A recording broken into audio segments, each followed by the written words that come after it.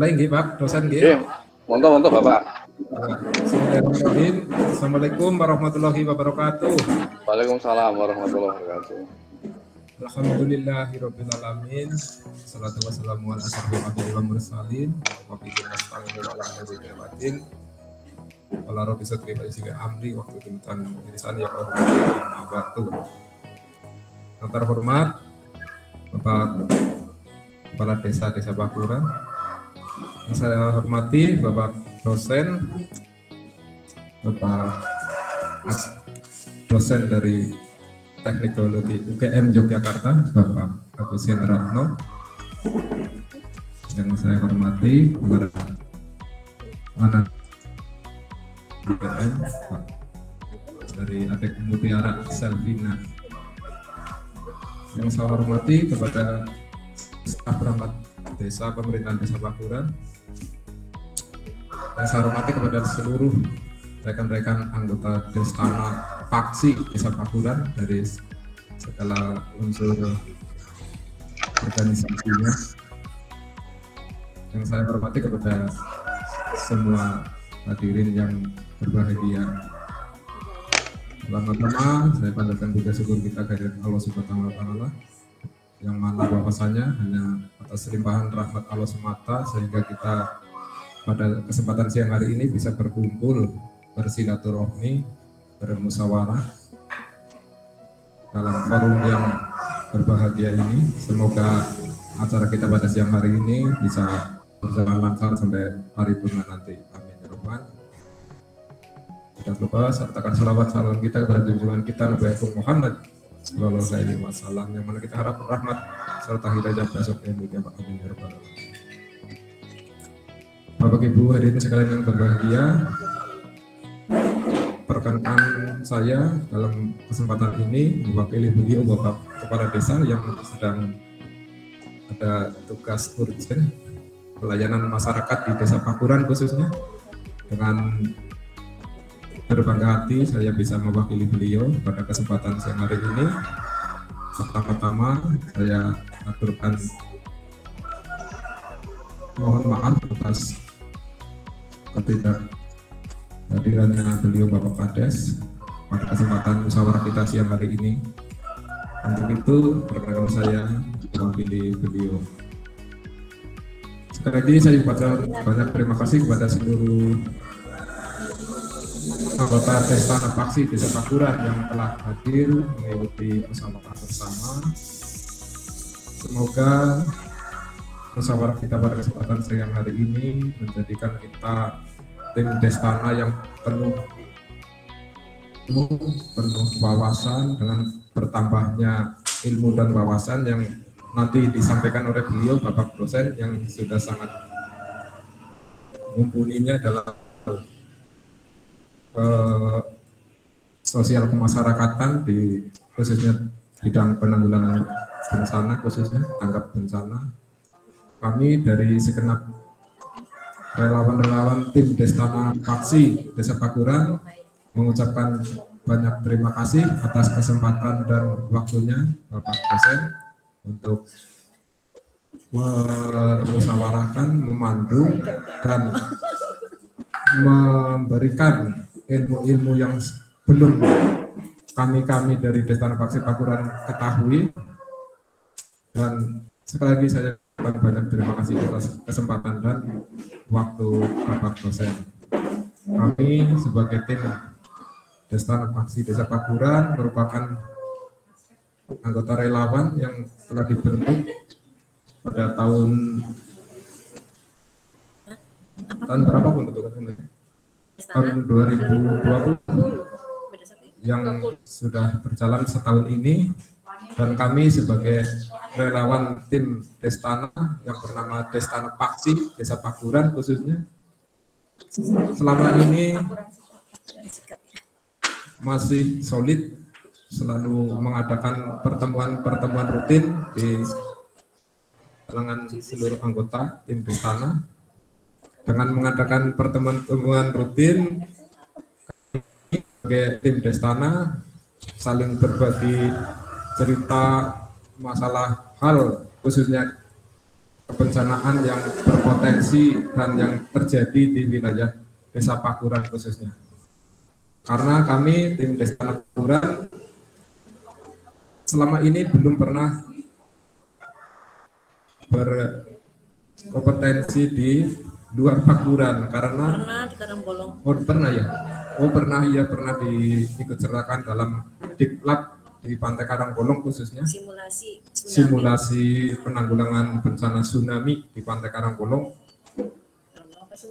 Kemarin ada beberapa anggota tim Destana Pakuran yang mewakili ke sana, dan yang mewakili tersebut telah membagikan ilmunya yang didapat kepada seluruh rekan-rekan Destana Paksi Pakuran.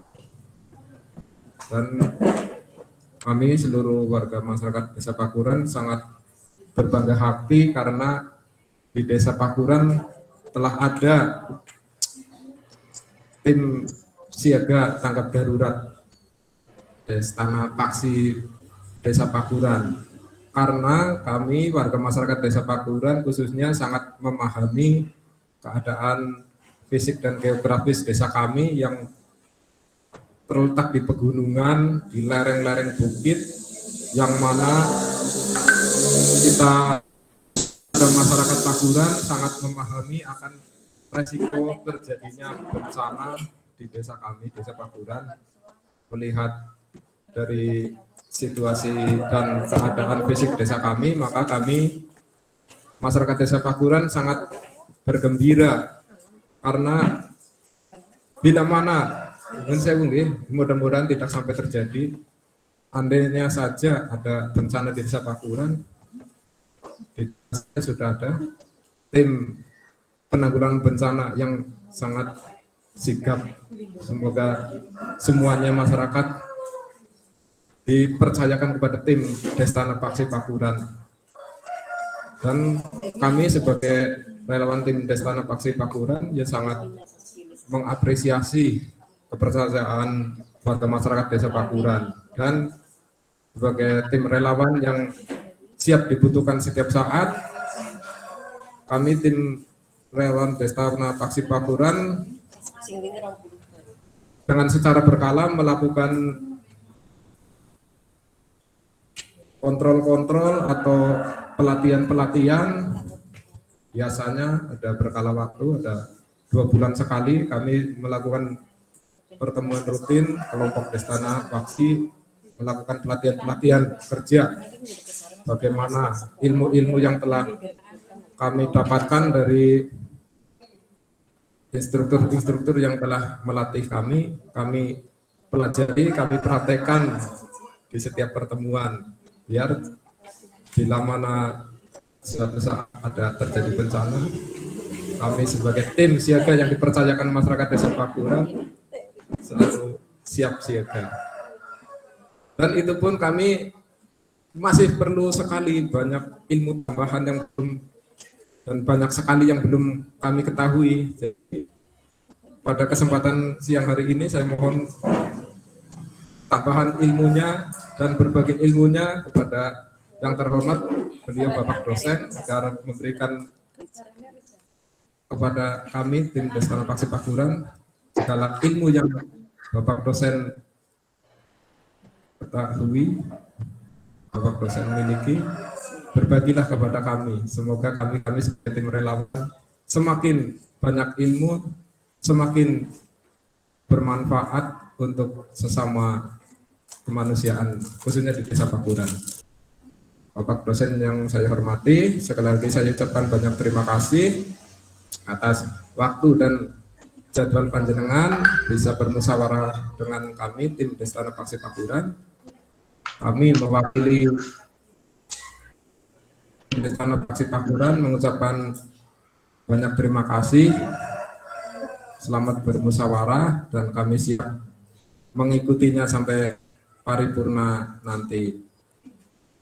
Kepada teman-teman Destana Paksi, semangat nggih? Semangat. Siapa kita? Ada slogan-slogan kita, jangan sampai lupa. Siapa kita? Destana Paksi.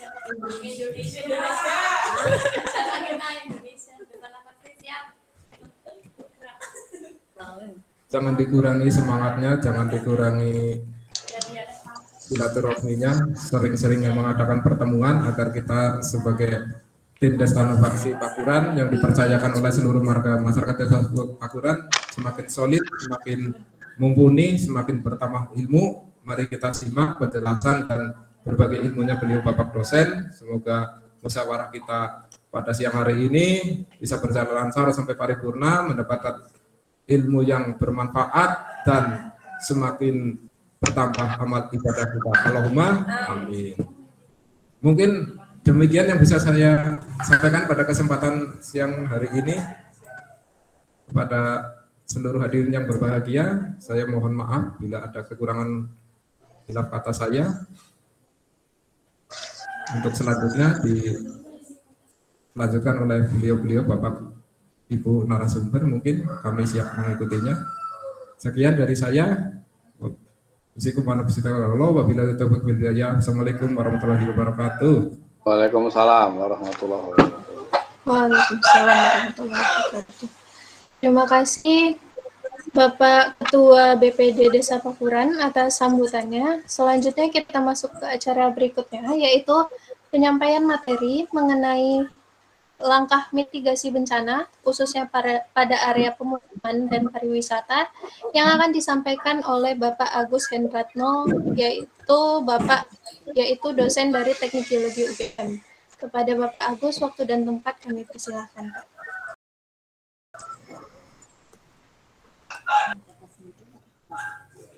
Baik, terima kasih.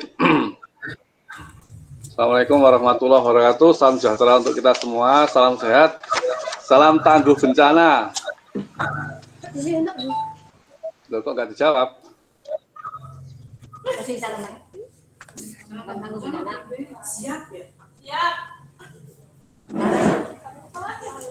Siap.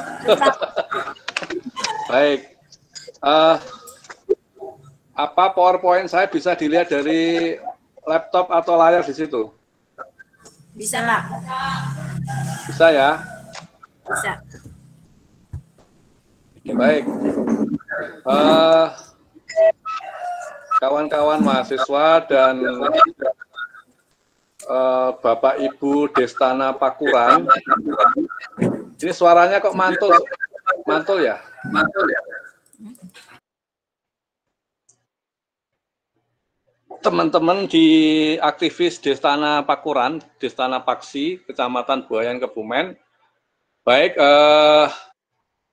siang hari ini saya diminta oleh Tia, mahasiswa saya, dalam rangka KKN yang KKN-nya online gitu sebetulnya. Dan sebetulnya kemarin, ya selama pandemik ini sebetulnya saya sudah sampai ke Nogoraji kemarin itu. Kebetulan saya punya kawan di Nogoraji dengan para penambang-penambang batu di area itu sebetulnya. Nah, cuman kalau Pakuran di sekitarnya kalau nggak salah. Saya biasa main ke Buayan dulu pada saat mendampingi teman-teman petani waktu menolak semen Gombong. Jadi saya yang menolak terutama, saya juga ikut menolak secara resmi dari sisi pemerintah dan dari sisi kajian AMDAL-nya itu saya tolak, sehingga saya bersama petani baik dari Nogoraji, Sikayu, Buayan, saya sering main ke sini, area selatan Pegunungan Gombong termasuk wilayah Pakuran ini. Cuman kalau sisanya saya tidak hafal. Baik, dulu saya sering main di selatan Gombong, di wilayah batuan vulkanik sampai Pantai Manganti, itu untuk survei longsor di Gombong Selatan. Kalau di Batu Gamping di Gombong tidak, tapi kalau di batuan, bukan Batu Gamping di Gombong, termasuk wilayah Pakuran sebagian, ini juga ada potensi longsornya. Baik, jadi saya familiar kalau area Buayan ini. Yang Buayan ini memang satu kecamatan yang unik di Kebumen, di bagian yang datar itu pernah banjir, kemudian yang tinggian, yang masuk kategori Pegunungan Gombong, ini pernah longsor. Itu kira-kira begitu. Baik, siang hari ini saya berbagi cerita saja kepada Bapak Ibu semua tentang pengetahuan yang terkait dengan masalah tanah longsor dan mitigasi. Mitigasi itu adalah upaya untuk mengurangi resiko. Nah, jadi itu karena memang permintaan dari Mbak Tiara ke saya dalam rangka mengisi kegiatan sosial yang berbasis pengurangan resiko bencana dengan sasaran Bapak Ibu masyarakat Pakuran dan juga teman-teman aktivis di Destana Paksi, Desa Tangguh Bencana. Nah, baik. Ini adalah kondisi kebencanaan di sekitar kita. Tiara memang anak geologi, tetapi yang KKN ini itu terdiri dari multidisiplin, tidak hanya bidang geologi atau teknik kebumian, tetapi ada teknik yang lain, ada prodi, program studi yang lain. Saya kira nanti saling berbagi untuk program-programnya yang bisa disupport kepada Desa Pakuran, sekalipun kondisinya online. Sebetulnya kalau kalian bisa di Jogja, sebetulnya Desa Pakuran Buayan ini itu nyaman, Anda tidak perlu pakai masker, tidak apa-apa, itu biasa, karena memang Buayan ini termasuk daerah yang tidak tersuspek COVID.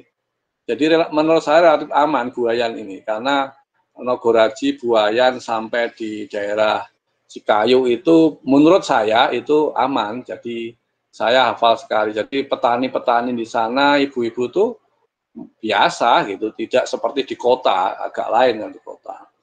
Makanya kalau yang di Jogja, kalau saya menyarankan pada masa ini, bermainlah di sana dengan silaturahim ke Pak Kepala Desa, teman-teman di sana, saya kira itu beliau-beliau di sana akan sangat senang. Tetapi tidak masalah, yang penting secara akademik masuk, tapi secara sosial memang kondisinya seperti ini. Tapi kecuali yang nekat, modal nekat seperti saya itu kan orangnya nekat kemana-mana biasa itu, jadi tidak perlu takut.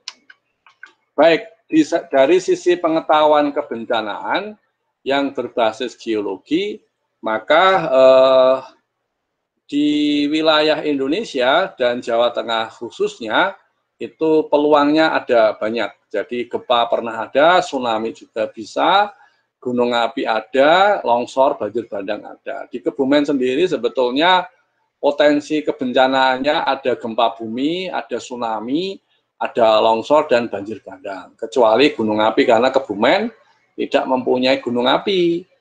Kecuali wilayah Sleman, di wilayah kita di Jogja ini, ada Merapi misalnya.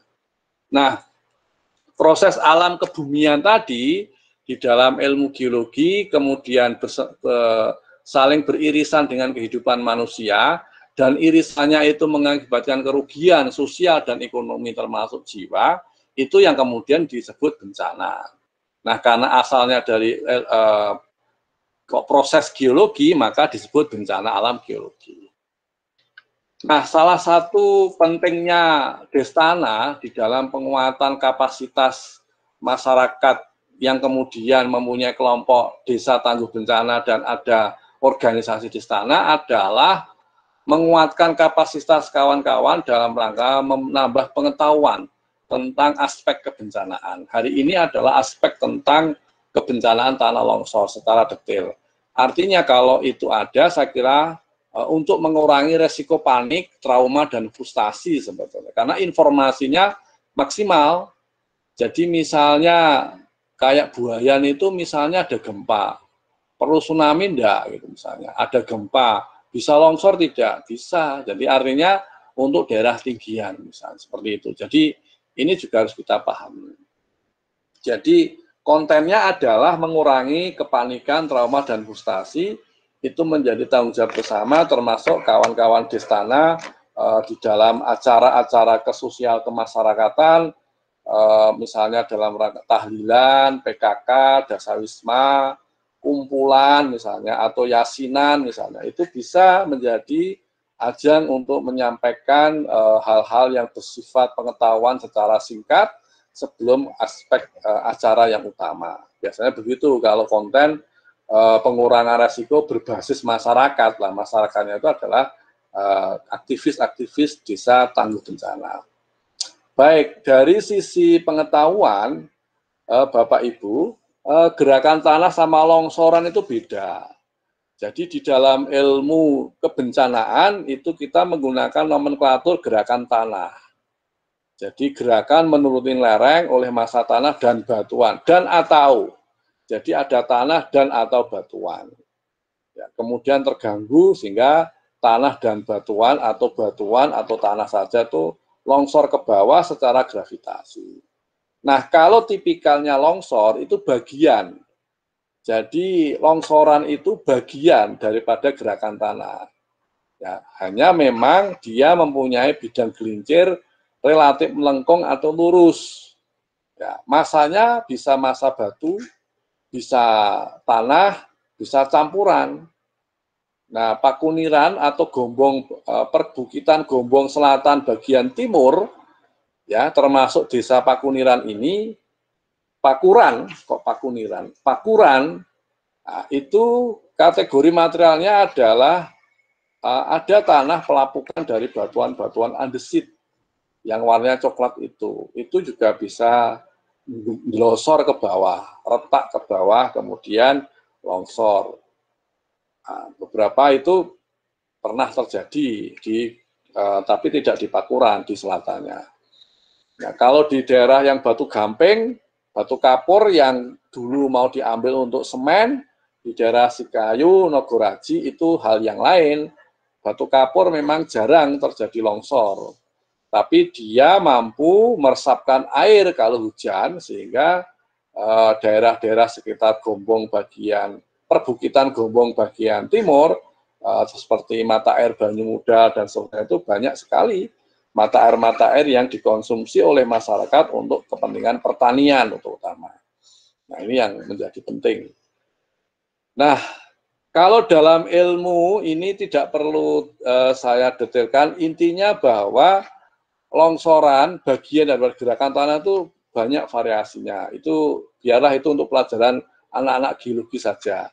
Tapi secara umum yang perlu dipahami oleh teman-teman Destana bahwa longsoran itu bisa murni batuan, bisa murni tanah saja, bisa murni tanah dan batuan.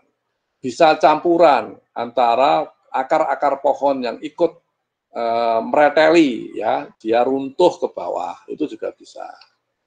Nah, ini gambar-gambar komik dari buku yang saya upload di PowerPoint. Kalau model ini istilahnya batuan jatuh. Ini kalau di Gombong itu di tepi pantai peluangnya, di sekitar pantai Karangbolong itu bisa ada peluang. Di jalan akses ke sungai Pantai Manganti itu juga bisa. Kalau yang ini itu di perbukitan Gombong kelihatannya tidak ada, ya jarang yang model begini. Nah, kemudian yang ini itu jarang. Kalau ini banyak di wilayah Gombong bagian utara yang berhimpitan dengan wilayah Banjarnegara dari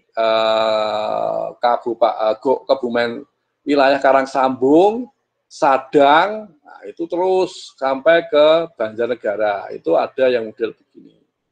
Kalau ini itu yang di model batuan yang meruntuh, ini ada di Gombong, biasanya di daerah dekat pantai, jalan-jalan lintas selatan yang naik ke perbukitan Gombong bagian selatan, itu ada beberapa batu yang bisa berpeluang untuk longsor. Jadi yang longsor batunya, bukan tanahnya. Nah, kalau ini itu ada campuran ya, antara tanah, pohon, ya juga sedikit batu, ya banyak tanahnya turun ke bawah. Model-model seperti ini. Nah, ini yang lain, yang model begini, ini juga di Kebumen tidak banyak, di Karangsambung ada sedikit. Kemudian yang di sini, yang model begini, ini di utara, di daerah Serayu Utara sana, jadi dari kota Gombong ke utara, jadi melewati mohon maaf, apa namanya? Pak. Gimana? Mohon maaf Pak, ini slide-nya slide pertama nggih Pak? Gimana? Slide-nya ini masih slide pertama nggih, Pak, atau sudah jalan? Sudah ganti. Oh, sudah Di ganti. sini masih slide pertama, Pak. Oke, itu berarti daya sinyalnya. Halo? Masih Ya, masih 5 gambar. Ini 6 gambar, saya pindah. enggak, masih di slide, Pak, belum slideshow, Pak. Ini sudah ada gambar hutan, kelihatan enggak?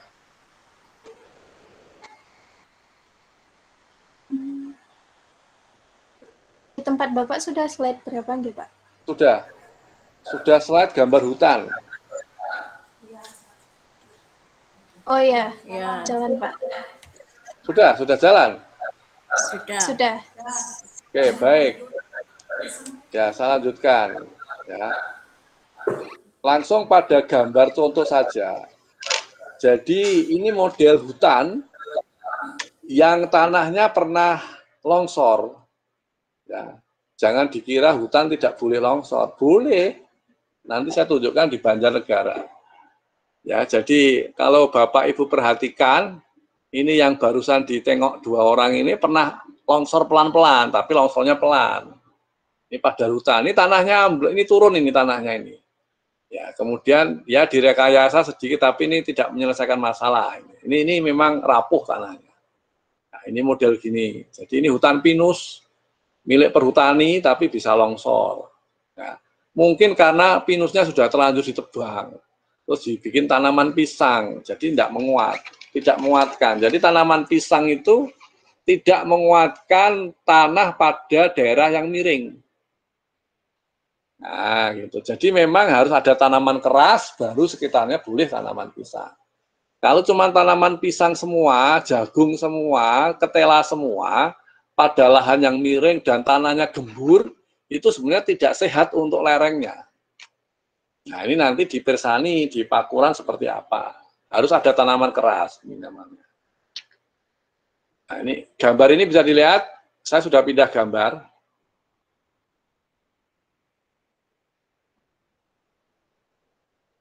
Belum, Pak, Tiara. masih slide 9. Oh, masih ya. Transformasi ke sistemnya di sana mungkin ya. Apa sudah bisa dilihat gambar ini? Gambar longsoran yang sifatnya amblesan di sawah-sawah. Belum, Pak, belum terganti di saya, Pak. Sekarang? Sudah, Pak, sekarang. Oh, dia kalau dibikin slideshow kelihatannya berat. Ya udah, jangan slideshow. Ya, gambar ini ya menunjukkan bagaimana longsor itu bisa pelan-pelan. Ini tipikal yang pelan. Ya, ngerti-ngerti rusak. Ini ujung bukit kecil, kemudian tanahnya retak, terus kemudian bergerak pelan-pelan. Tapi ada faktor air di sini, hujan.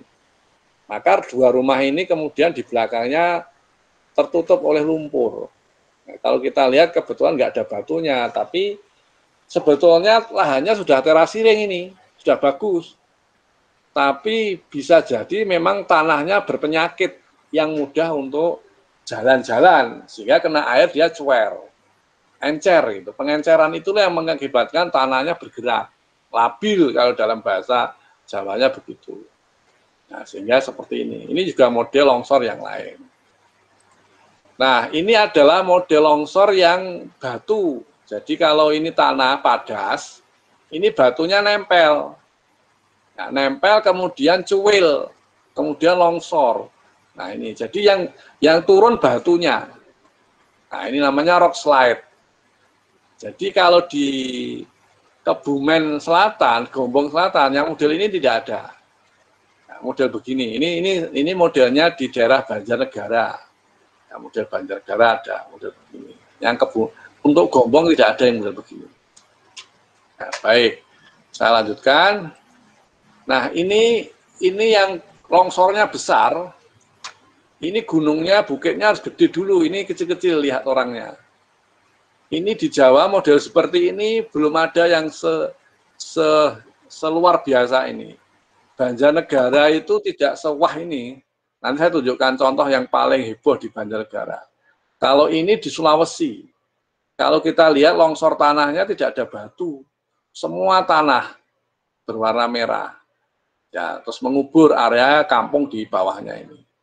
Ya, jadi ini cuil di atas terisi air. Jadi air itu yang ikut mendorong karena banyaknya air yang pada tanah yang sudah terlanjur cuil terbuka gitu, kemudian dia mendorong ke bawah sehingga gravitasi. Nah, ini yang longsornya pelan-pelan. Bapak Ibu perhatikan sawah ini tidak rata. Jadi ada bergelombang, ada pecah-pecah. Ini sebetulnya tanahnya labil. Nah, ini bergerak.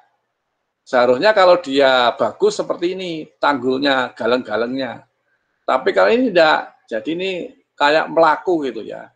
Di bawahnya itu pelan-pelan ada air, terus dia bergeliat gitu, terus turun ke bawah. Sehingga kalau ini ada rumah di atasnya, itu gampang rusaknya, tidak membahayakan. Kalau model seperti ini, gerakan tanah ini tidak mematikan.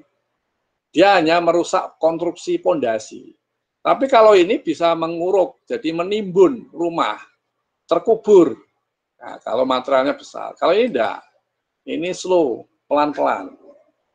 Jadi ya paling pondasinya rusak, kemudian dapur dengan rumah induk bisa terpisah, gitu. Misalnya begitu, kamar mandi dengan rumah bisa terpisah karena dia terus pecah. Nah, kira-kira itu. Nah, kalau saya grafiskan, ini harus begini. Jadi ini hujan, ya, ibaratnya yang hitam ada tanah gembur, kemudian air hujan itu bisa mendorong pada tanah yang sudah retak. Maka ini longsor. Nah, jadi seperti itu. Kalau longsor ya, saya bicara longsor. Ya, artinya untuk meniteni titennya itu di sini sebelumnya harus peluangnya rembesan. Ini air. Ada rembesan dari hujan. Kalau misalnya Bapak Ibu ngonangi 1, 2, 3 hujan, 3 jam hujan, biasanya kalau kaki-kaki tebing yang tanahnya ada gembur, ada padas, ini merembes. Jadi bukan mata air, rembesan. Nah, bisa jadi lereng ini sudah sakit, sudah stroke, sehingga dia death-nya, sudden death-nya nunggu dorongan ini maksimal. Tapi kalau cuma rembes saja, dia sudah stroke, tapi belum tentu longsor, tergantung kekuatan air yang sudah masuk di dalam tanah untuk mendorong. Maka kalau dalam orang Jawa bilang, untuk dititeni, jadi titen. Kalau udan petang jam, 4 jam, kok ada rembesan di kaki-kaki lereng, misalnya di sini rumah gitu ya. Nah, ini rembesan ini menjadi indikator, tanda-tanda.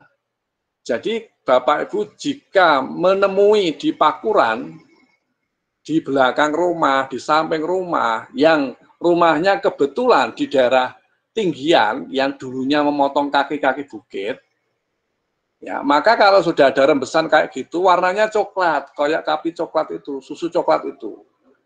Karena faktor hujan, kemudian air itu merembes. Maka disarankan untuk menghindar dulu. Jadi evakuasi mandiri. Jadi kalau Destana bisa mendistribusikan pengetahuan tanda-tanda rembesan pada daerah-daerah gunung api purba seperti Gombong Selatan, termasuk wilayah Pakuran juga, itu kalau ada tanah gembur bawahnya padas, peluangnya seperti ini. Nah, jadi ini ada sungai atau tidak masalah. Yang penting dia ada kelerengan. Ada tanah gembur, ada tanah yang bersifat padas. Hubungan tanah gembur dan padas ini bisa dilewati air kalau hujan. Nah, ini dorongan ini kemudian bisa mendorong. Nah, ini hujan masuk, kemudian air dorong. Nah, ini dorong, naik, kemudian ini kalau dia sudah rapuh, dia longsor. Nah, begitu, kira-kira begitu komiknya. Ya, baik. Bisa dipahami ya, Bapak Ibu, nggih? Sakit toh? Ya, ini adalah pengetahuan ilmunya. Ini biar urusan Tia saja.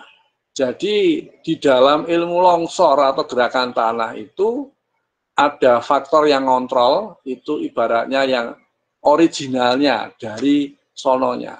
Kemudian faktor penyebab, pemicu. Nah, umumnya kalau di Jawa, longsor itu karena hujan. Nah, kalau longsor karena gempa ada nggak? Ada, tapi tidak banyak. Karena gempa kan datangnya tidak tiap musim. Tidak ada musim gempa. Tapi kalau musim hujan ada, maka peluang longsor itu terjadi ya musim hujan. Nah, kira-kira begitu pembelajarannya. Nah, ini adalah faktor penyebab dan pengontrol. Ada dua. Pengontrol itu ibaratnya daerah Pakuran, gawan bayinya, itu ya seperti itu. Ada tinggian, ada rendahan. Pegunungan Gombong, begitu kita lahir di area situ, ya sudah seperti itu. Ada gunung, bukit itu, batunya seperti itu, tanahnya seperti itu. Nah, itu yang saya katakan sebagai faktor original, aslinya. Daerah itu ada kemiringan lereng, ada tanah dan batu, kemudian ada faktor air pada lereng, jadi perilaku air hujan yang jatuh pada lereng ya seperti itu. Kemudian ada beban pada lahan yang miring-miring, karena rumah, karena jalan, karena tambang, nah, misalnya seperti itu. Itu beban. Nah, kemudian yang memicu itu adalah yang faktor eksternal dari luar. Pertama kali hujan. Hujan ini, apalagi kalau hujan ekstrim, ini faktor yang memudahkan. Getaran itu kalau gempa.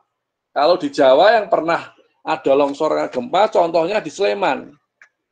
Ya, gempa Bantul Jogja 2006 itu pernah menimbulkan longsor besar di wilayah Prambanan di sebelah tebing Breksi. Kalau Bapak Ibu pernah main wisata ke Jogja, terutama di wilayah Sleman. Nah, erosi sungai itu bisa. Ya, beberapa daerah yang erosi sungai, ini contohnya di Sungai Loulu Kebumen di daerah Karangsambung, daerah Sruweng sana itu Sadang. Bisa ada erosi, tebing sungainya longsor, rumah di sekitar tebing ikut longsor. Nah, sungai Loulu itu termasuk sungai besar yang dari Sadang itu sudah mengerosi. Nah, aktivitas manusia itu adalah penambangan galian C atau batuan.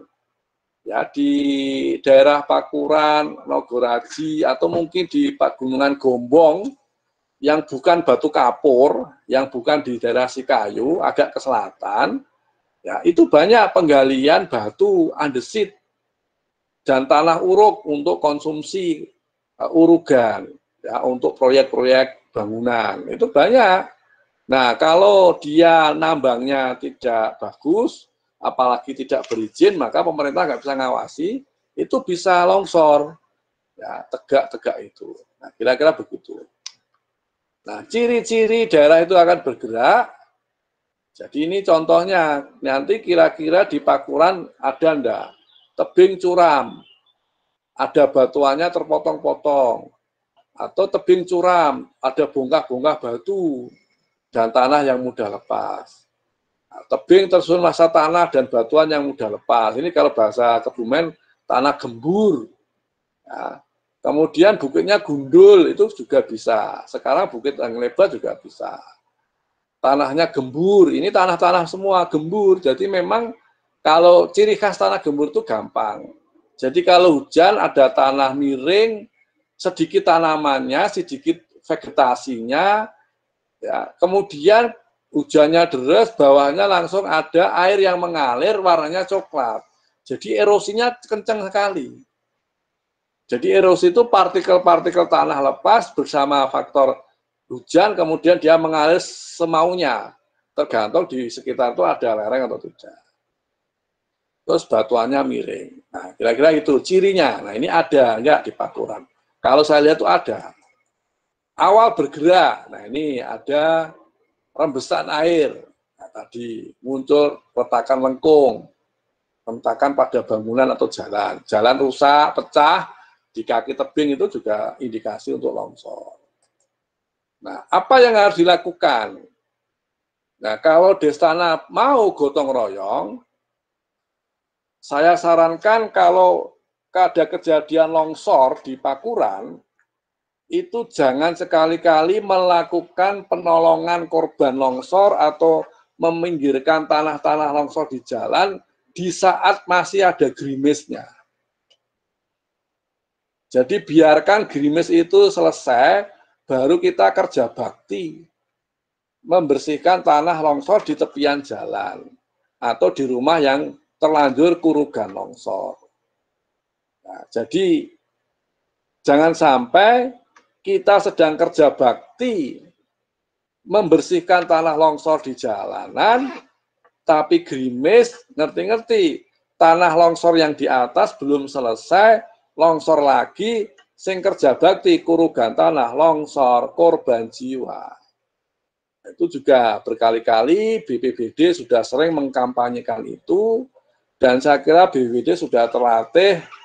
Teman-teman di istana perlu paham bahwa kalau kita evakuasi korban longsor, itu idealnya dikala tidak ada hujan yang jatuh di area yang sudah terlanjur longsor. Jadi suasananya kering, tapi longsor sudah terjadi. Tapi kalau gerimis, hujan apalagi ya kita harus hati-hati, tidak boleh evakuasi. Hanya orang-orang terlatih yang untuk evakuasi, yang model-model nekat itu, ya dengan tali, dengan pertimbangan, ya dengan perkiraan tebingnya masih aman atau tidaknya. Mereka membuat pertimbangan di saat dia akan evakuasi di kala masih hujan. Nah itu. Kalau sudah terjadi tanda-tanda tiang listrik miring, ya jalan-jalan pecah, pondasi rumah sudah pecah, rembesan ada, sebetulnya kondisi itu sudah mengalami sakit, lerengnya sudah sakit, tapi tidak mati, nah, sudah sakit. Nah, maka kalau ada hujan terus, maka bagaimana membuang air hujan di sekitar rumah-rumah yang di kaki-kaki lereng itu, nanti ada contohnya. Kemudian bambu-bambu dilubangi untuk pada tebing-tebing yang miring untuk jalannya air. Nah, kemudian kalau ada rembesan, air bercampur lumpur, ini segera tinggalkan lokasi. Ini kondisinya kalau untuk evakuasi mandiri.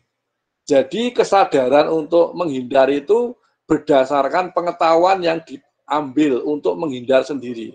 Tidak perlu diinstruksi dari ketua Destana. Nah, jadi kalau ada pemahaman ini sudah bagus, mereka menghindar sementara. Nunggu baru ada penglihatan langsung dari mereka yang sudah terlatih dari Destana atau dari BPBD, seperti itu. Nah, gejala awal, nah, retak, ini retak, contohnya retak nanti ada contohnya. Ada amblesan tanah, ada lereng yang sedikit menggembung, ini nggak bisa dilihat kalau ini. Nah, ada pohon-pohon tiang listrik miring, bangunan. Ya, kalau bangunan retak pondasinya biasa. Suara gemuruh dari lereng biasanya ada yang longsor di tengah hutan itu. Yang belum sampai ke kampung, belum. Kalau kita bisa peka, terusnya. Air sungai tiba-tiba keruh, nah ini juga tanda-tanda. Nah ini contoh retak. Ya, Bapak Ibu perhatikan gambar yang pojok ini. Saya besarkan. Ini jalan, ini rumahnya bagus-bagus, tapi jalannya retak. Nah, ya dia turun, ini ada penurunan tanah 2 meter. Ini termasuk gerakan tanah, tipenya apa? Penurunan, jadi ambles. Tapi ini retak. Nah, seandainya hujan terus berlangsung gimana Pak? Ini hujan terus berlangsung, ini ya langsung hanyut, bukan hanyut ya, akhirnya turun lagi, rusak. Model ini itu di Banjarnegara banyak, di daerah Pejawaran, ya, Banjarmangu ke utara sana, itu banyak yang model begini, di Jawa Tengah. Di Kebumen yang paling banyak di Sruweng itu ada. Ya. Di Sruweng ada, lalu di arah Waduk Sempor, nah, itu juga ada. Sebelum masuk ke Banjarnegara. Nah, itu naik dulu, ada model begini. Nah, kemudian ini kelihatan jembatan. Nah, ini retak. Ini bawahnya ini retak ini, jembatan ini. Nah, ini tunjukkan bahwa konstruksi bisa berubah karena ada gerakan di bawah jembatan, gerakan tanah. Ya, dia menggeliat retak. Lalu saluran irigasi. Nah, ini pecah. Jadi airnya habis. Nah, ini masuk ke dalam. Nah, ini saluran irigasi Kali Bawang Kulon Progo ini. Jadi ini kan irigasinya di kaki tebing ini. Nah, ini retak. Sehingga irigasinya habis. Airnya tidak mengalir ke irigasi terus tapi hilang. Karena airnya masuk ke retakan ini. Hilang, selesai. Ini contoh. Ini gambarnya sudah bisa dilihat. Ini berikutnya contoh longsor yang korban jiwanya banyak di Cijeruk, Banjarmangu, Banjarnegara. Ya, perhatikan gambar ini. Nah, ini saya gedekan. Ini rumah-rumah. Ya, tapi rumah ini di kaki bukit yang cukup lebat hutannya. Nah, ini rumah. Nah, tapi ini ada kalen atau ada tebing tapi ada celahnya yang terisi air karena di sini ada retakan terisi air. Kemudian dia gogos seluruh tanah, kemudian tanahnya itu bergerak turun ke bawah, hujannya terus, kemudian tanah yang bergerak jadi bubur, ya bubur tanah, pengenceran, sehingga tanahnya lari kemudian ngabyuk kampung di bawahnya, langsung dikabyuk gitu, biuk gitu aja, seperti kurugan bubur, ya, tapi itu tanah dan sedikit batu. Maka yang terjadi korban tewas jadi banyak. Jadi kalau ada tanah-tanah kampung-kampung yang berdekatan dengan bukit, di kala musim hujan, perhatikan hujan yang jatuh di kala sore hari. Misalnya hujannya mulai jam 2, jam sekarang misalnya jam 3, terus sampai isya. Masih hujan sampai jam 12 malam. Nah, saya sarankan lebih baik keluar dari rumah itu untuk menghindari resiko. Nanti kalau sudah jenuh, runtuhnya biasanya dini hari atau jelang subuh. Jadi faktor kejenuhan air itu nunggu, dia bergerak bersama. Kalau hujannya deras, kalau rintik-rintik kan, rintik-rintik terus ya sampai pagi ya bisa berbeda. Tapi kalau ada hujan deras 3 jam, berhenti lalu rintik-rintik, lah itu sebetulnya itu juga waspada. Untuk rumah-rumah yang di tepian kaki-kaki perbukitan. Nah, seperti di Banjarwangu. Nah, ini datanya, kalau sudah bisa dilihat, korbannya langsung itu 76 orang jiwa. Yang hilang keseret longsor itu 13 orang. Yang mengungsi 606 jiwa. Yang gagal panen totalnya 2 juta lebih meter persegi. Gagal. Kemudian peternakan 1.100 berbagai jenis ternak. Bangunan hancur total ada 69. Nah, ini kejadian di Banjarnegara. Tetangganya Kebumen tapi sisi utara. Nah, ini paling heboh Jawa Tengah itu Banjarnegara. Ya, kalau Kebumen sih tidak. Walaupun dulu zaman bupatinya Bu Rusri Ningsih, beliau pernah ketemu saya waktu longsor di Sruweng, itu nangis-nangis itu. Pak, gimana ya Pak,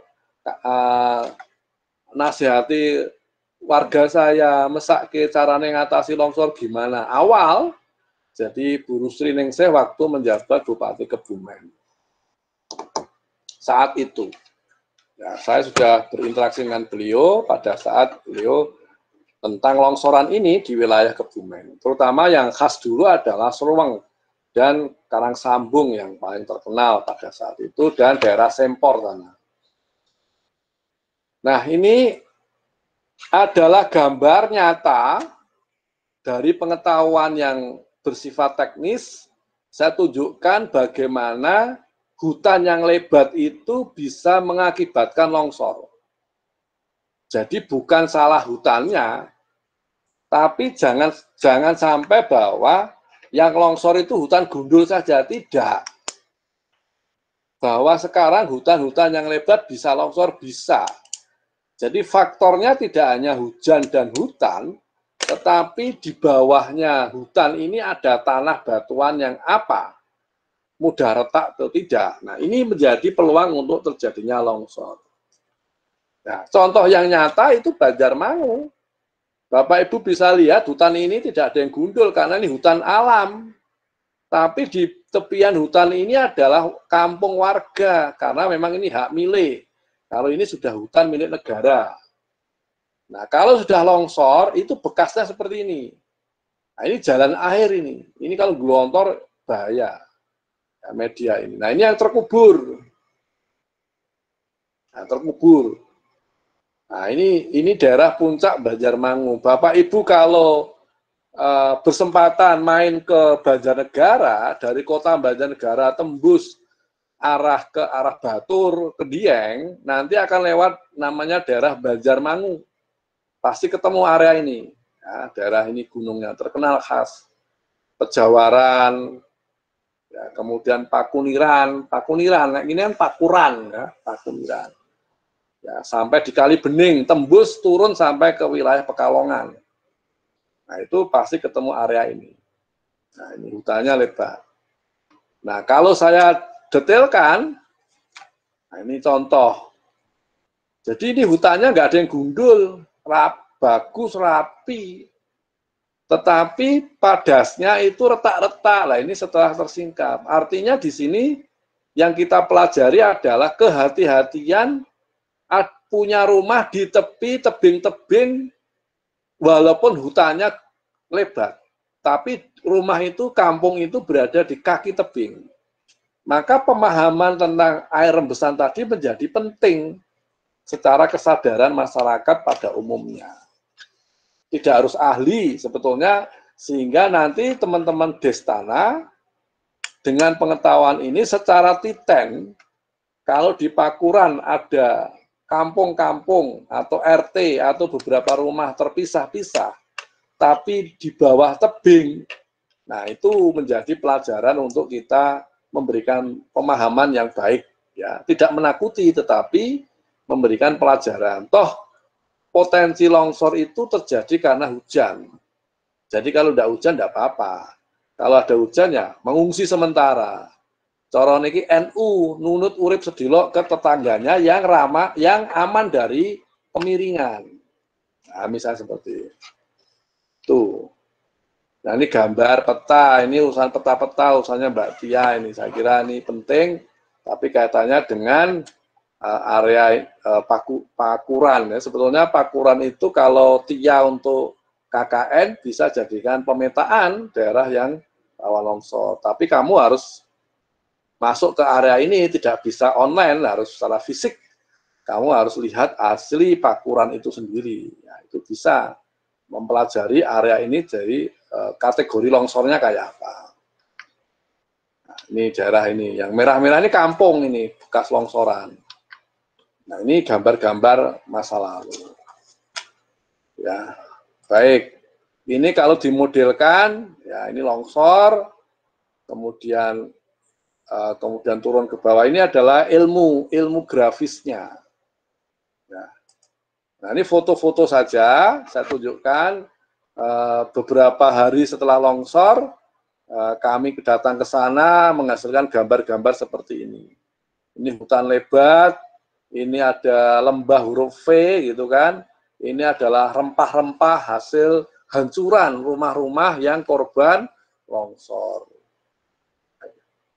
Kemudian, nah ini juga, ini daerah yang pelarian longsor, ini warga sana yang rumahnya hilang, lalu dia nonton saja, sudah seperti lapangan penuh dengan lumpur hasil longsoran dari Gunung Raja di sini.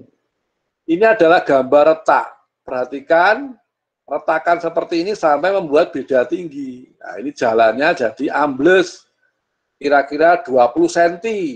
Ini ada ambles 5 cm. Ini ambles 3 cm.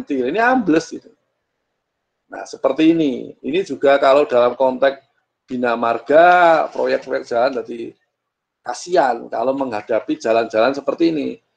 Jawa Tengah itu nomor 1 yang model begini itu Banjarnegara sama Purwodadi.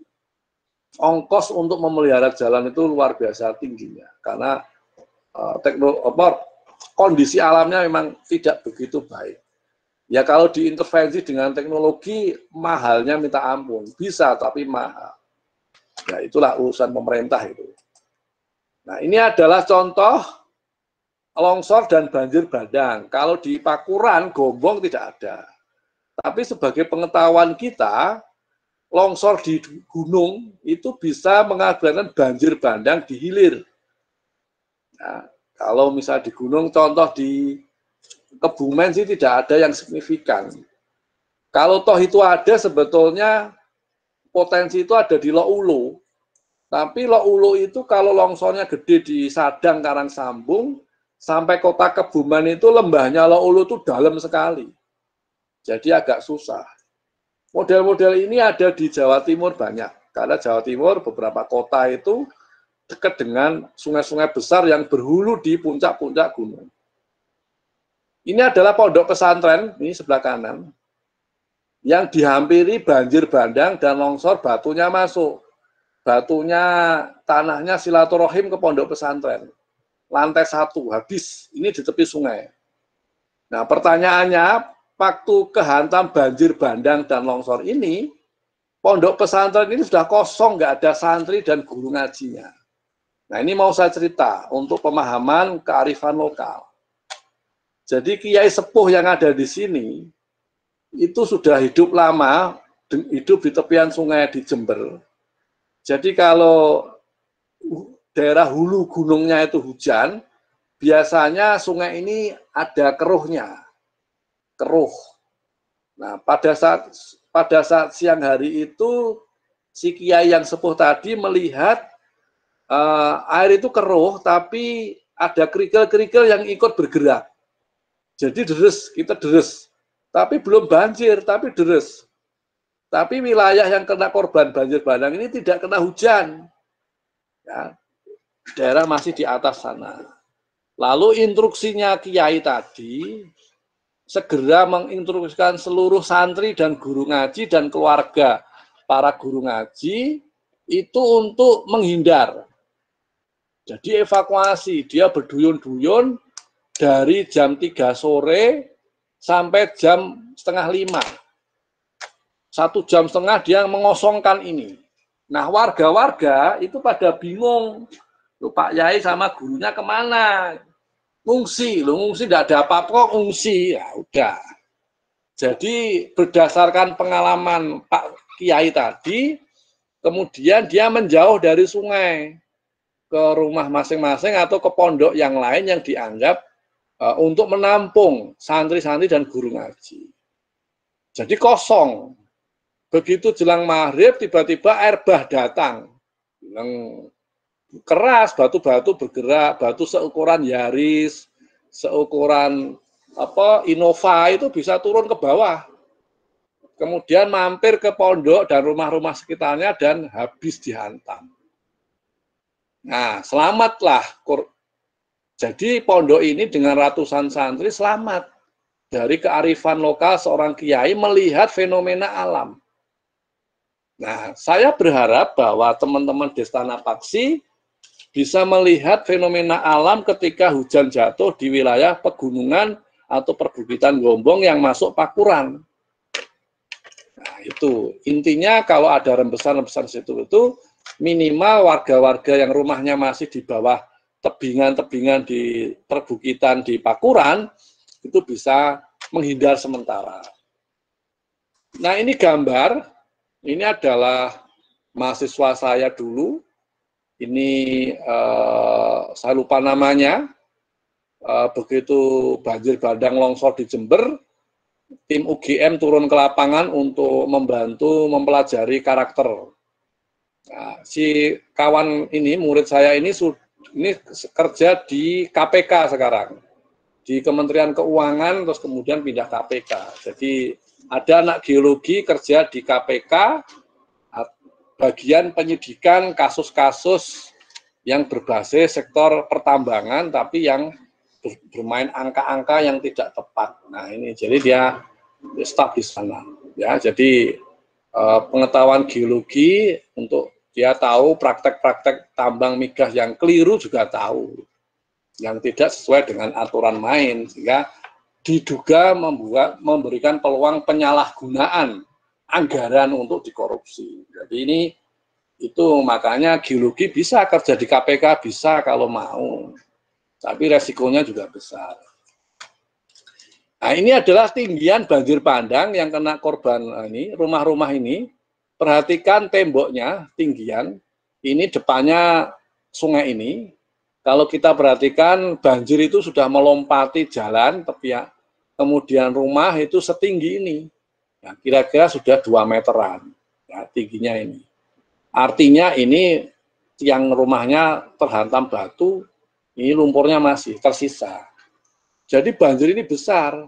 Nah ini ukuran batu-batu yang turun dari gunung, yang gelap di belakang sana adalah gunung di utara kota Jember yang masih hujan. Nah, batu-batu ini dari gunung bisa turun sampai begini. Kebumen tidak ada seperti ini. Ya, seandainya ada itu peluangnya kecil hanya di Sungai Loulo.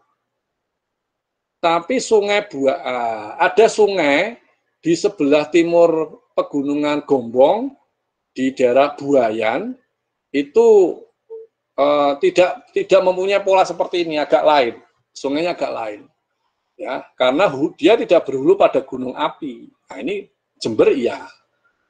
Cuman yang ingin saya sampaikan di sini adalah pengetahuan tentang fenomena antara kerikil bergerak bersama air yang warnanya susu coklat di sungai depan rumah, depan pondok pesantren itu menjadi inspirasi kiai itu melakukan evakuasi mandiri tanpa BPBD.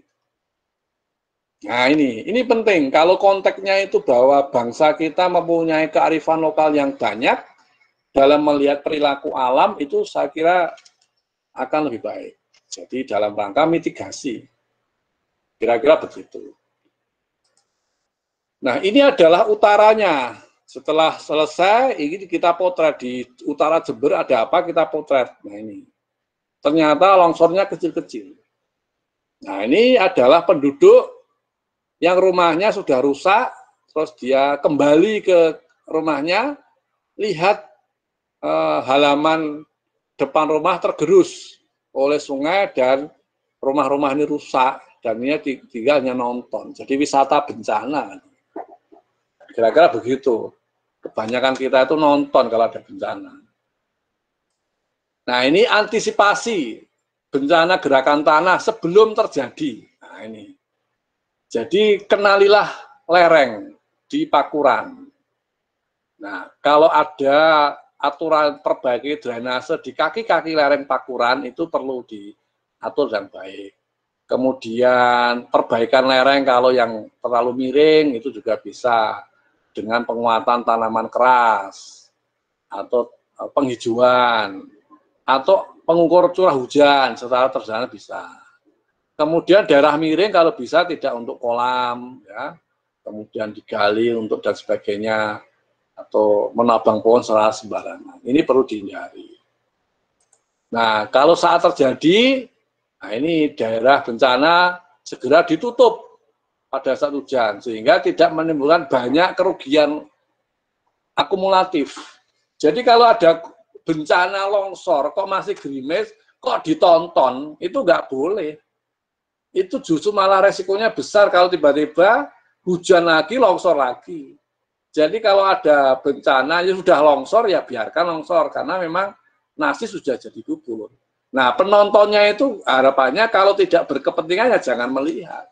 Yang berkepentingan adalah petugas SAR, Destana, BPBD ngawasi kaitannya dengan peluang untuk segera evakuasi atau nanti nunggu kondisi yang harus ditafsirkan oleh para ahli di BPD atau para ahli masyarakat yang sudah terlatih di dalam melihat fenomena longsor di saat kondisi kritikal.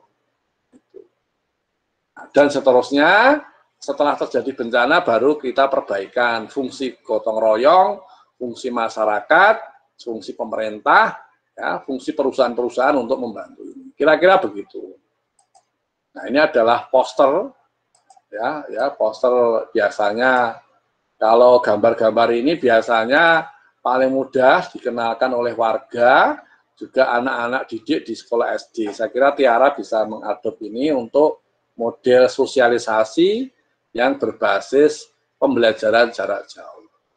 Baik, Bapak Ibu, kira-kira begitu yang saya sampaikan. Kalau ada hal yang kurang, saya mohon maaf. Barangkali ada diskusi dari Bapak Ibu, dipersilahkan. Terima kasih. Saya kembalikan ke Tiara. Baik, terima kasih Pak Agus atas penyampaian materinya. Semoga sangat bermanfaat untuk kita semua ya. Untuk Bapak-Bapak dan Ibu-Ibu sekalian, jika memiliki pertanyaan yang akan disampaikan kepada Bapak Agus, saya persilahkan. Untuk teman-teman KKN, jika juga punya pertanyaan, bisa mungkin disampaikan kepada Pak Agus. Silahkan, santai saja.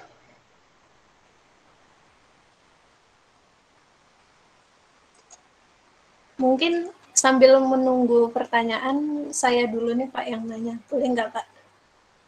Ya, silahkan. Begini Pak, di daerah Desa Rogodadi dan Desa Pakuran itu kan sebagian besar isinya batu gamping ya Pak. Ada batu gamping dan andesit gitu. Nah, tadi Bapak mengatakan pada daerah perbukitan itu walaupun kita memiliki pohon-pohon yang banyak, itu masih ada kemungkinan longsor gitu Pak. Nah, apakah dengan jenis litologi batu gamping dan andesit tersebut di Desa Rogodadi dan Desa Pakuran, apakah ada kemungkinan terjadinya longsor begitu Pak, walaupun hutannya lumayan banyak gitu Pak? Pertanyaan dari saya. Ya, peluang itu tetap ada. Ya, memang kalau pengalaman melihat longsor pada batu gamping, pada batuan andesit berbeda. Kalau Pakuran itu saya persisnya mungkin seperti Nogoraji sama Sikayu. Batu gamping, kalau batu gamping sih tidak terlalu riskan, karena batu gamping agak berbeda. Karena pelapukan batu gamping agak susah. Beda dengan andesit ya, lapuk itu atau besi itu mudah, tanahnya tebal, sehingga dia peluangnya longsornya ada. Nah, Pakuran itu sama Nogoraji memang banyak batu kapurnya. Nah, jadi agak berbeda tingkat stabilitas material untuk turun ke bawah. Kira-kira itu. Tapi juga semua tergantung hujan ya. Hujan sama penggunaan lahan di sekitar. Karena kalau hujan-hujan tipikalnya yang ekstrim-ekstrim seperti kemarin NTT bisa longsor begitu banyak, nah itu tipikal seperti itu. Ingat bahwa Buayan itu daerah Kebumen Selatan yang berdekatan dengan pesisir. Jadi kalau misalnya tipikal-tipikal siklon yang dari Australia itu bisa sampai samudra Indonesia, mendekati perairan Indonesia, taruhlah sampai kita kira 12 mil sampai 50 mil, itu impact hujannya bisa sampai Kebumen. Ya, sebagaimana dulu waktu Gunung Kidul bisa banjir itu kan orang tidak pernah menyangka. Gua-gua itu penuh bahkan banjir, ledokan itu bisa ambrol, bahkan orang tidak pernah melihat bahwa gunung itu kok bisa banjir gitu kan. Nah, rupanya karena faktor hujan yang jatuh itu, impact dari siklon dari Australia itu hanya berjarak 12 mil, 30 mil, yang dihajar banjir paling besar adalah Pacitan, kemudian selatan Wonogiri, dan akhirnya Gunung Kidul. Jogja bagian selatan, Bantul kena kecipratan dikit. Jadi ekor dari siklon itu mampu memberikan impact pada radius yang panjang. Nah, Buayan itu kan daerah pesisir selatan Kebumen. Jadi kalau hujannya ekstrim dari arah selatan, terutama Australia, siklon-siklon yang berasal dari Samudra Hindia, maka kalau kita sering melihat catatan-catatan BMKG untuk tipe-tipe siklon yang datangnya di selatan Indonesia, maka wilayah selatan Jawa, mulai dari Cilacap, Kebumen, Purworejo, Jogja, itu sebenarnya antisipasinya menghadapi resiko itu. Ya, kira-kira gitu. Nah, sementara Buayan dan Gombong Selatan punya perbukitan, yaitu perbukitan Gombong, yang isinya kapur dan bukan kapur. Yang potensi longsornya tinggi itu yang bukan kapur. Nah, itu yang perlu diantisipasi. Kalau hujannya di tengah Jawa Tengah, nanti yang diajar Banjarnegara sama Sempor, sama Karangsambung, Sadang, Menoreh itu yang diajar. Cilacap itu daerah Aji Barang, Gumelar, itu yang diajar. Itu lain tipikalnya. Berarti wilayah utara. Kalau selatan agak berbeda. Ya, apes-apesnya banjir biasanya kalau selatan. Kira-kira gitu Tiara. Baik, silakan ada pertanyaan dari Bapak Ibu. Monggo, nganggo kalimat apa saja sakit saya.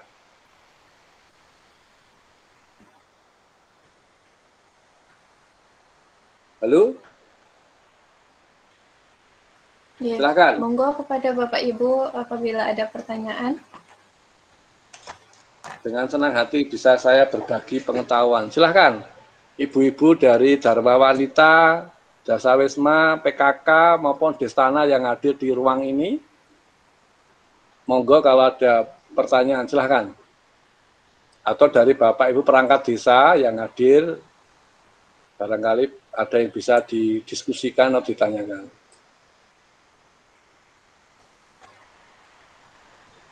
Silakan Ibu. Kira-kira bisa dipahami ya apa yang saya ceritakan ini ya Bapak Ibu ya, terutama teman-teman di istana. Ya Pak. Sakit nggih? Dari pemerintah desa Rogodadi Pak. Oke. Silakan Bapak. Nggih. Mau menanyakan itu Pak terkait dengan desa kami Pak, Desa Rogodadi Pak. Nggih. Desa Rogodadi kan di sini ada satu RT yang notabene itu di pegunungan berbatasan dengan Pakuran. Nah di situ memang ditambang mungkin kalau batunya itu memang batu andesit bukan batu gamping Pak. Nah pertanyaan kami di situ kan untuk penanaman apa kayak model pohon untuk mengantisipasi terjadinya longsor Pak. Jadi tumbuhan apa yang tepat untuk kayak model reboisasinya apa? Untuk tanaman yang baik itu apa Pak? Cuma itu Pak. Oke. Baik, terima kasih. Sebetulnya kalau di daerah itu durian bisa hidup enggak? Durian, iya Pak. Di situ beneran udah kita tanam, udah programkan untuk wilayah itu durian sama alpukat Pak. Memang, iya. Kalau durian itu tanaman akarnya kuat, bagus. Karena daerah Pakuran, Rogodadi, Pak Gombong itu kan sebenarnya ada tren duriannya atau kalau nggak salah saya itu. Ya. Kalau durian udah ada Pak, sama alpukat sekarang. Ya. Nah, kalau alpukat itu bagus sebagai tanaman buah, walaupun agak panjang. Akarnya memang relatif kuat. Asal tanah miring, tanduri alpukat, sistemnya bagus, saya kira itu juga memperkuat untuk tebingnya, Pak. Kira-kira gitu, Pak. Yes. Tapi kalau bisa penggali-penggali batu di Rogodadi itu syukur-syukur ya boleh nyumbang jenis tanaman, namanya tanaman alpukat, durian. Alhamdulillah udah tak programkan Pak. Ya, jadi untuk wisatanya nanti wisata itu juga perkebunan Pak, seperti tadi yang disebutkan Bapak kaitan dengan durian sama alpukat. Di situ satu warga sudah membuktikan untuk panen durian itu per tahun itu mendapatkan sekitar 8 juta Pak. Udah ada yang berhasil. Ya. Itu ada perusahaan penambang batu kan di sana? Kalau perusahaan enggak Pak, kita hanya manual Pak untuk kegiatan warga kami Pak, manual, enggak. Belum kerana perizinan ya. Ya, berarti aja manual itu aja ya. Ya, baiklah. Ya, siap. Pak Agus. Ya, alpukat bagus, durian bagus Pak. Kalau bisa memang durian itu akarnya bagus Pak. Baik, ada lagi pertanyaan dari Bapak Ibu, silahkan untuk berbagi pengetahuan pertanyaan. Dipersilahkan. Siang, Pak. Iya, Mbak, monggo, Mbak. Saya dari tim KKN UGM juga, Pak. Di sini saya dari Prodi Arsitektur. Mungkin berkaitan dengan pertanyaan sebelumnya sih, Pak. Jadi karena memang di sana itu tuh ada tadi ada tempat untuk tambang tadi, dan saya ingin bertanya, tadi kan sempat Bapak bilang tentang air itu harus segera dikeluarkan dari site gitu ya Pak, yang tadi. Ya itu tuh kalau untuk jenis batuan di sana dengan daya serap batuan tersebut itu tuh bisa nggak ya Pak, apakah lebih baik gitu kalau air itu tuh tetap diresapkan di lingkungan itu, atau tetap yang paling baik itu adalah dia langsung dikeluarkan, cepat-cepat dikeluarkan dari tempat, cepat-cepat dialirkan begitu Pak. Terima kasih. Ya, kalau dari sisi kontennya tergantung dari tipikal bentuk rumah dan kemudian lingkungan sekitarnya. Jadi kalau misalnya tipe tanahnya mudah meresapkan air atau tidak, karena batuannya apa saja, tapi kan tanah hasil pelapukan batuan itu ada banyak tipe fraksinya. Kalau dia didominasi tanahnya itu lebih banyak pasiran atau lempungnya itu sudah beda Mbak. Jadi kalau tanah pasiran seperti di Sleman, ya Bantul itu pasiran, jadi dia mudah meresap. Tapi kalau Mbaknya pernah duluan ke Menoreh gitu ya, itu lempung, agak berbeda. Ya, dalam konteks lingkungan sekitar rumah yang dibangun. Sehingga kalau kita tata kelola air hujan yang jatuh di atapnya, itu bisa kita manajemen menggunakan sistem talang. Sistem talang, kemudian air itu diarahkan pada satu outlet, kemudian dibuang, menjauhi dari sistem rumahnya. Dari sistem perkimnya itu dibuang. Oleh karena itu memang itu yang mampu untuk mengurangi beban air di sekitar tapak dari rumah-rumah itu. Tapi kalau modelnya datar flat seperti Sleman, hujan masukkan saja sebagai resapan. Agak berbeda hujan untuk fungsi resapan dan hujan yang harus kita buang untuk menghindari beban tanah yang jenuh terhadap air. Kira-kira gitu, Mbak. Ya, terima kasih Pak atas jawabannya. Silakan yang lain. Dari ibu-ibu, monggo ibu-ibu. Monggo ibu-ibu apabila ada pertanyaan.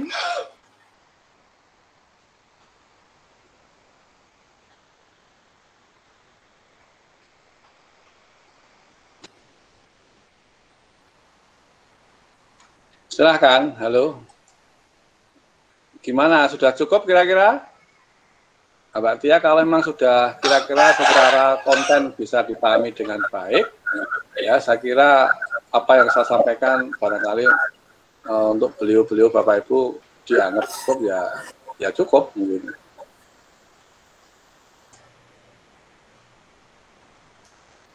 Mungkin sebagai pertanyaan penutup Pak, saya ingin menanyakan satu hal lagi. Ya, silahkan. Sebelumnya kan saya pernah tanya Pak ke Ibu Manisem dari Desa Pakur. Itu kata Ibu di sekitar jalan, tebing-tebing kecil di tepi jalan itu kadang-kadang masih longsor gitu Pak.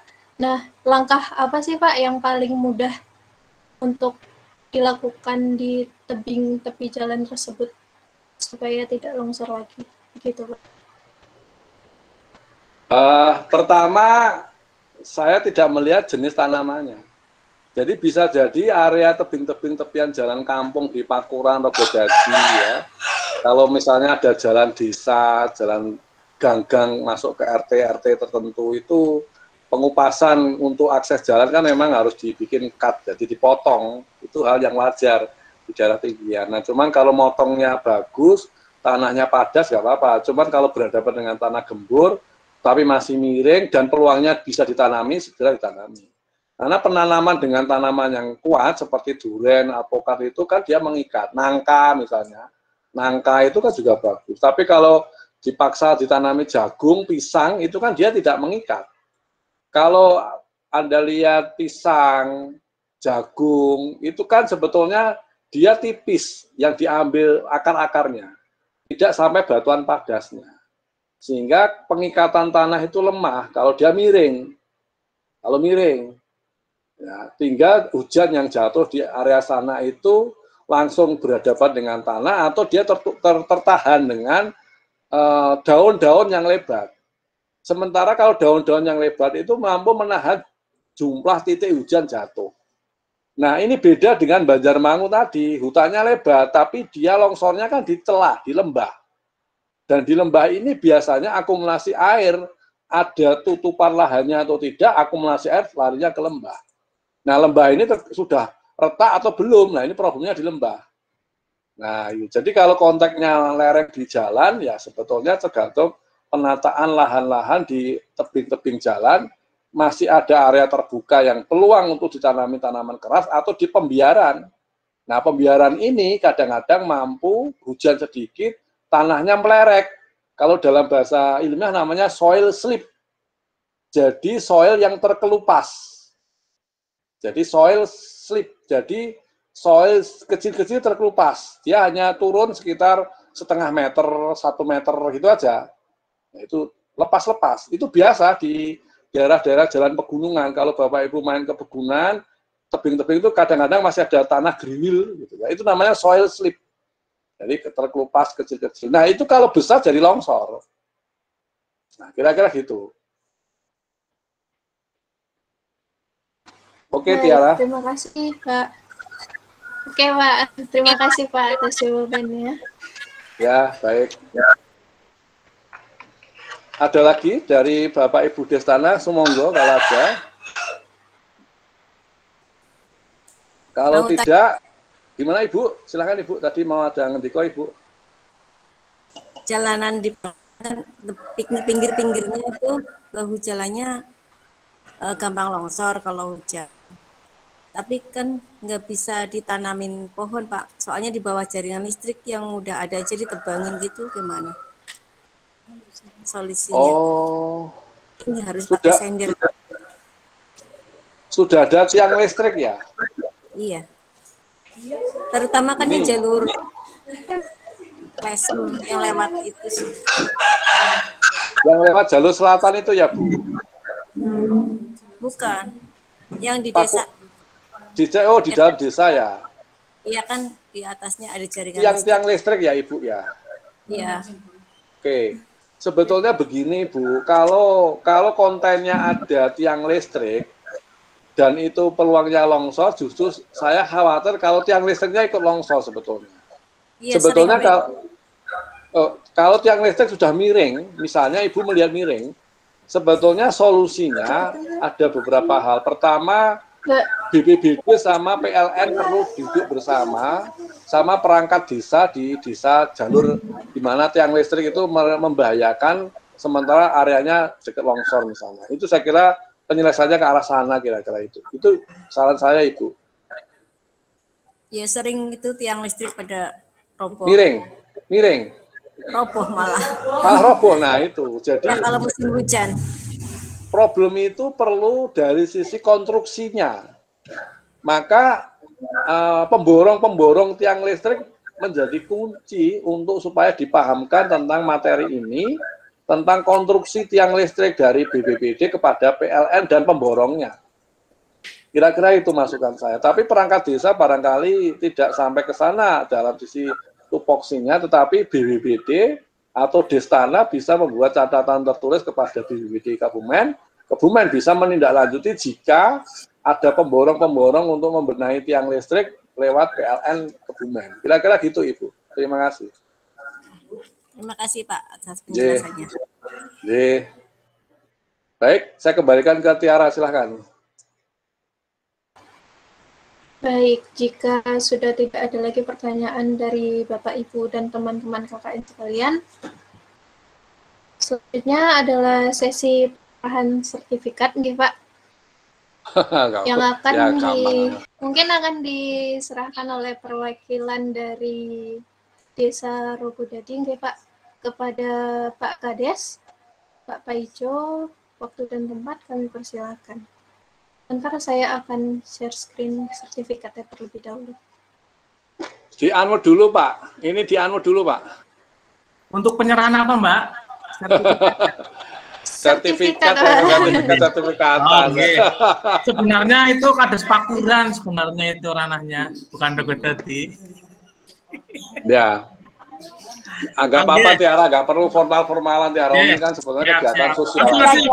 Langsung aja ya, Mbak. Iya, monggo, Pak. Ya. Bismillahirrahmanirrahim. Assalamualaikum warahmatullahi wabarakatuh. Waalaikumsalam, Mas. Yang saya hormati kepada Bapak Agus Hendratno, ST, MT. Ya, beserta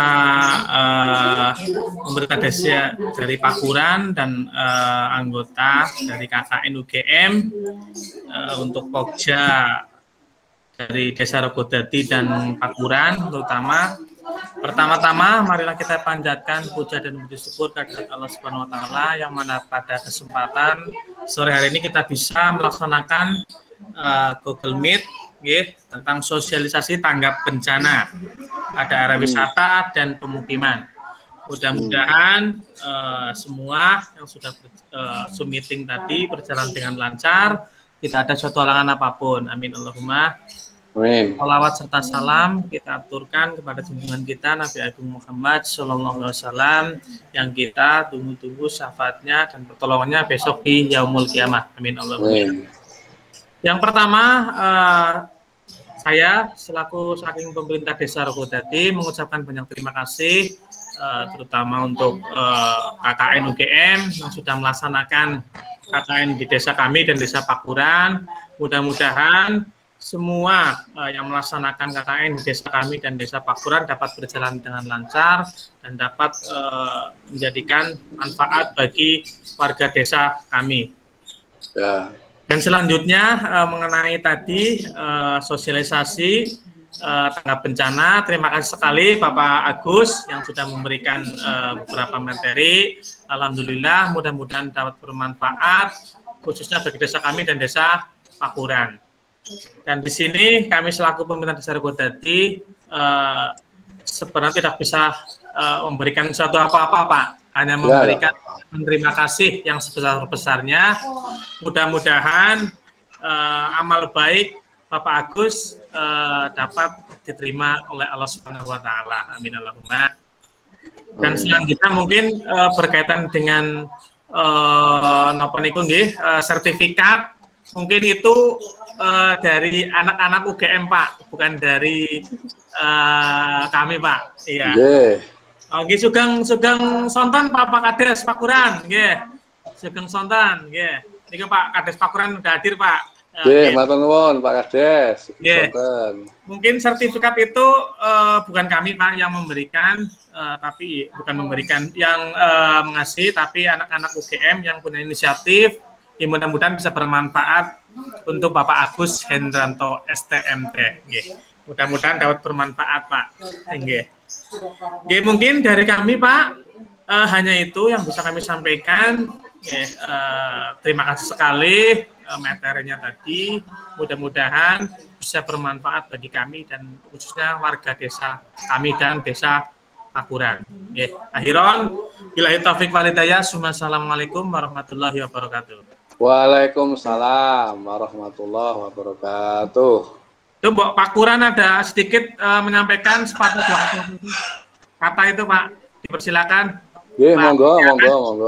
Monggo, Pak Partin. Di-unmute, Pak Partin. Nah, di-unmute dulu. Ya. Ya. Mak, gua minta ini belum, Mak. Kameranya.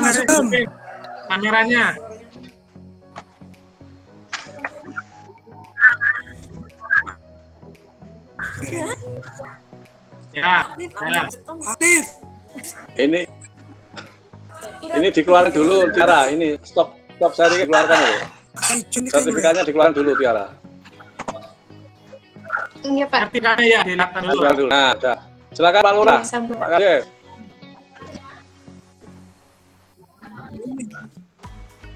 Monggo. Monggo Kades. Monggo. Terima kasih. Jadi saya minta lambat.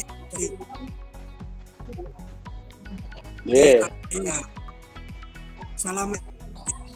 Waalaikumsalam. Waalaikumsalam. Pak. Sudah, Pak. Sudah.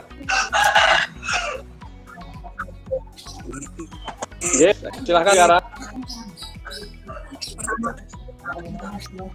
Pertama-tama saya juga mengucapkan banyak terima kasih terutama kepada mahasiswa dari UGM yang telah mengadakan kegiatan yang di Desa Pakuran sama Rogodadi.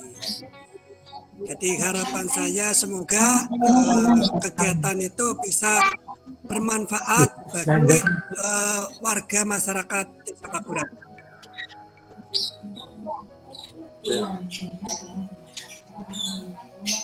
Sudah. Oke, Pak. Terima kasih, Pak. Terima kasih kepada Bapak Kades sekalian. Mungkin sesi terakhir nih Pak, kita foto bersama dulu sebagai kenang-kenangan. Oke, ya.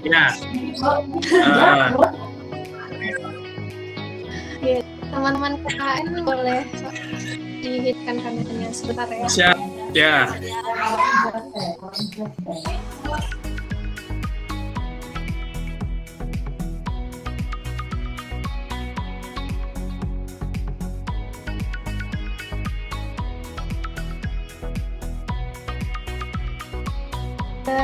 Terima kasih Bapak Ibu sekalian yang sudah meramaikan acara pada hari ini. Terima kasih Bapak Agus Hendratno sudah menyempatkan waktunya bagi bersama warga-warga Desa Pakuran dan warga Desa Rogodadi. Baik, acara kita berakhir di sini. Terima kasih semuanya atas partisipasinya. Saya tutup acara kita pada siang hari ini. Assalamualaikum warahmatullahi wabarakatuh. Waalaikumsalam. Waalaikumsalam warahmatullahi wabarakatuh.